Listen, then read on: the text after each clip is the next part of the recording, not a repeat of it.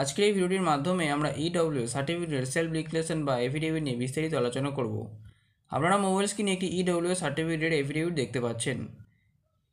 এই এফিডেভিটটি first class ম্যাজিস্ট্রেটের মাধ্যমে করা যায় এবং নোটারি পাবলিকের মাধ্যমেও করা যায়। এই এফিডেভিটটি আপনারা কোর্টে যে কোনো উকিলবাবুর কাছে পেয়ে যাবেন। আপনি যদি কলকাতা দক্ষিণ 24 পরগনা বা তার আশেপাশে বসবাস করেন তাহলে এই এফিডেভিটের জন্য আপনি আমার সাথে যোগাযোগ করতে পারেন। আমার মোবাইল নাম্বার হলো 9832941619। অফিস অ্যাড্রেস হলো আলিপুর জাজেস কোর্ট, কলকাতা। এখানে সবার প্রথমে লেখা রয়েছে এফিডেভিট, তারপর রয়েছে self declaration for EWS certificate, তারপর রয়েছে তারপর যিনি অ্যাপ্লিকেন্ট তার নাম দেওয়া রয়েছে, তার বাবার নাম দেওয়া রয়েছে, তার বয়স এবং সম্পূর্ণ ঠিকানা দেওয়া রয়েছে। তারপর রয়েছে that I belong to the economically weaker section ব্র্যাকেটে EWS under the general category and I am applying for EWS certificate.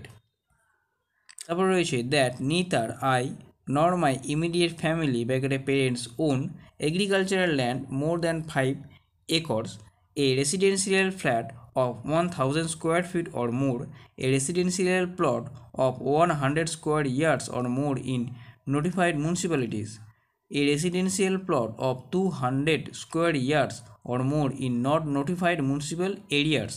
তারপর রয়েছে that the land where I currently reside is owned by my grandfather and is not transferred or mutated in the name of my parents or myself.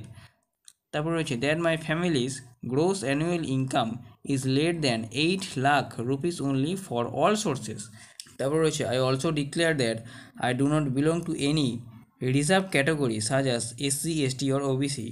তারপর রয়েছে I hereby affirm that the above details are true and correct and based of my knowledge and belief. If any information is found false, I understand that my EWS certificate may be cancelled. তারপরে date দেওয়া রয়েছে এবং signature of the applicant দেওয়া রয়েছে। তারপরে একজন উকিলবাবুর মাধ্যমে identify করা হয়েছে।